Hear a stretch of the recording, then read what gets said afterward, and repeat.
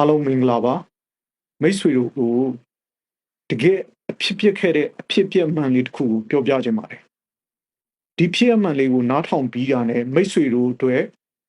အကျိုးရှိမဲ့တစုံတစ်ခုကြံသွားမယ်ဆိုတာတရားရခိုင်တော့အာမခံပါဖြစ်ပြက်ကလေးကိုသာစုံအောင်နားထောင်ကြည့်လိုက်ပါ1950ခုနှစ်လောက်ကဟာဘတ်တက္ကသိုလ်ကသိပ္ပံပညာရှင်တယောက်ဖြစ်တဲ့ဒေါက်တာကတ်ရစ်တာကကျွတ်တီနဲ့စမ်းသပ်မှုတစ်ခုပြုလုပ်ခဲ့ပါတယ်။အဲ့ဒီစမ်းသပ်မှုကိုသူကအဆင့်3ဆင့်ပြုလုပ်ထားပါတယ်။ပထမစမ်းသပ်မှုမှာရေတဝက်ဖြည့်ထားတဲ့ဖန်ပြုံထဲကိုကျွတ်တီကိုထည့်လိုက်ပါတယ်။ထည့်ပြီးတော့ကျွတ်တီဘလောက်ကြာကြာအထိကူးခတ်ပြီးအသက်ရှင်နေနိုင်မလဲဆိုတာကိုစောင့်ကြည့်နေခဲ့ပါတယ်။15မိနစ်လောက်လဲကြာရောကျွတ်တီဟာလက်လျှော့ပြီးသေဆုံးသွားကြပါတယ်ဒုတိယအဆင့်စမ်းသပ်မှုမှာလည်းအလားတူပဲရေတဝက်ဖြည့်ထားတဲ့ဖန်ပြုံထဲကိုကြွက်တွေကိုထည့်ပြီးစမ်းသပ်ပါတယ်ဒီချိန်စမ်းသပ်မှုမှာတော့ကြွက်တွေလက်ပန်းကျကန်ပြီးနားလောက်ငြိမ်သွားတဲ့အချိန်မှာကြွက်တွေကိုပြန်ဆယ်ပြီးတော့ရေချောက်အောင်လုပ်ပေးပြီးခဏအနားပေးလိုက်ပါတယ်တတိယစမ်းသပ်မှုမှာအဲ့ဒီအနားပေးထားတဲ့ကြွက်တွေကိုပဲရေတဝက်ဖြည့်ထားတဲ့ဖန်ပြုံထဲကိုထည့်ပြီးဘလောက်ကြာကြာအထိကူးခတ်ရှင်သန်နိုင်မလဲဆိုတာစောင့်ကြည့်ပါတယ်ဒီတစ်ခါတော့သူတို့ကြွက်တွေကိုမဆယ်တော့ပဲပြစ်ထားလိုက်ပါတယ်ဒီတော့မိတ်ဆွေတို့အနေနဲ့ကြွက်တွေဘလောက်ထိကြာကြာကူးခတ်ပြီးအသက်ရှင်နေနိုင်မယ်လို့ထင်ပါတယ်လေတနာရီနှစ်နာရီနာရီဝက်ဘလောက်ထင်ပါလဲနာရီပေါင်း60ထိကူးခတ်ပြီးတော့ရှင်သန်နေခဲ့ပါတယ်ဒါကဘာကြောင့်မို့လဲဆိုတော့ဒီဖြစ်စဉ်3ခုစမ်းသပ်ချက်3ခုကိုလေ့လာကြည့်မယ်ဆိုရင်ပထမအဆင့်စမ်းသပ်မှုမှာကြွက်တွေဟာ15မိနစ်လောက်လဲကြာရောလက်လျှော့ပြီးကူးခတ်မှုမလုပ်တော့ပဲတည်ဆုံသွားကြတယ်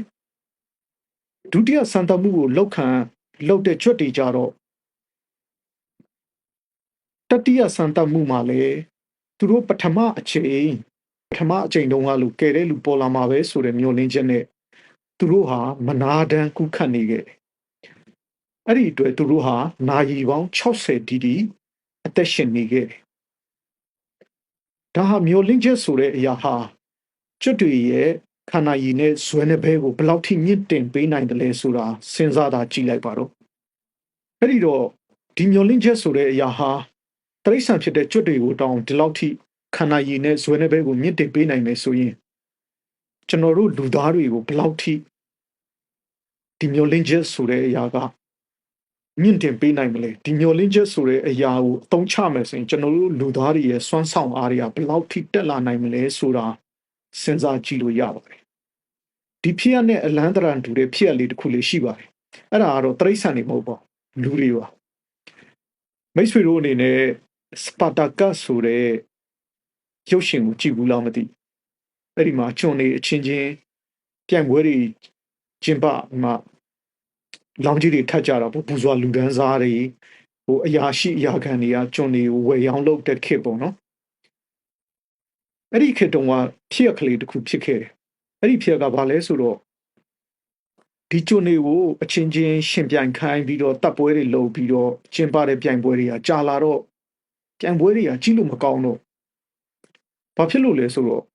ဒီကျွန်နေဟာအချင်းချင်းရှင်ပြိုင်နေရတော့ညှင်းငွေလာတယ်တနေ့ကျရင်လည်းသူတို့လည်းတည်တော့မှာပဲဆိုတော့သူတို့ဘာမျိုးလင်းချက်မှမရှိတော့တဲ့အတွက်သူတို့ကဟိုပြိုင်ပွဲတွေကိုချက်ကုတ်ချက်ခဲမချတော့လွယ်ကူကူပဲအရှုံးပေးလိုက်တယ်အဲ့ဒီတော့ပြိုင်ပွဲတွေကကြီးလို့မကောင်းတဲ့ခါကျတော့ဒီပညာတတ်လူဒန်းစား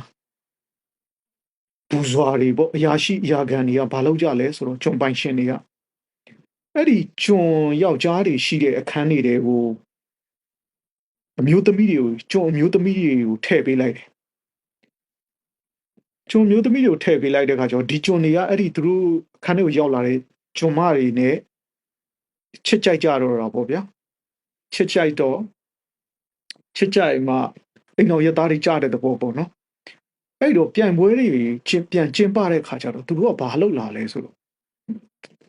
ပြန်ပွဲတွေကိုသူတို့မနိုင်နိုင်အောင်ချတော့ဟိုဘက်ကလည်းအဲ့လိုပဲမနိုင်နိုင်အောင်ချတဲ့ခါကျတော့ပြန်ပွဲတွေကပြန်ကြည့်ကောင်းလာဘာဖြစ်လို့အဲ့လိုဖြစ်လဲဆိုတော့ဒီကျွန်တွေကိုမျောလင်းချက်ဖန်တီးပေးလိုက်တာပုံမှန်အတိုင်းဆိုရင်သူနိုင်ရှုံးပဲသူ့ကိုစောင့်မျှော်နေတယ်သူ့ကိုချစ်မဲ့လူမရှိဘူးသူတို့မှမျောလင်းချက်မရှိဘူးသူတို့ဘဝကြီးကအတိတ်ပဲမဲ့နေဒါပေမဲ့အခုအချိန်မှာတော့သူတို့ရဲ့အခန်းထဲမှာသူတို့စောင့်နေမယ်ကျွန်မရှိနေတယ်သူတို့ရဲ့ချစ်သူရှိနေတယ်အဲ့ဒီတွေ့သူတို့ကဒီပြိုင်ပွဲကိုမနိုင်နိုင်အောင်သူတို့မသေးအောင်မနိုင်နိုင်အောင်တိုက်တော့တာပဲအဲ့တော့ပြိုင်ပွဲတွေကလည်းကြီးကောင်းလာဒါမျောလင်းချက်ဆိုတဲ့အရာတစ်ခုရဲ့စွမ်းအားကိုပြောပြတာစဉ်းစားကြည့်ပေါ့ဗျာနော်ရှေးခေတ်ကပညာတတ်လူဒန်းစားတွေကလူတွေကိုဘယ်လိုကင်ထွယ်ရမလဲဆိုတော့ကောင်းကောင်းသိဒါကြောင့်မို့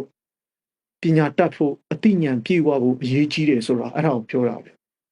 ဒါကြောင့်မို့လူငယ်လူရွယ်လူကြီးကမကြမ်းကျွန်တော်နိုင်ငံသားတွေစာဖတ်ဖို့အရေးကြီးပါတယ်စာအုပ်လည်းရိုးရိုးဖတ်တာမဟုတ်ဘဲနဲ့စာဖတ်ပြီးတွေးခေါ်ဖို့လည်းလိုပါတယ်ဒါကမျိုးလင်းချက်ရဲ့ဆွမ်းအားကိုပြောပြတာပေါ့နော်ဟုတ်ကဲ့ပါအားလုံးအကျိုးတစုံတရာရှိမယ်လို့ထင်ရင် like and share လုပ်သွားပေးလို့ရပါတယ်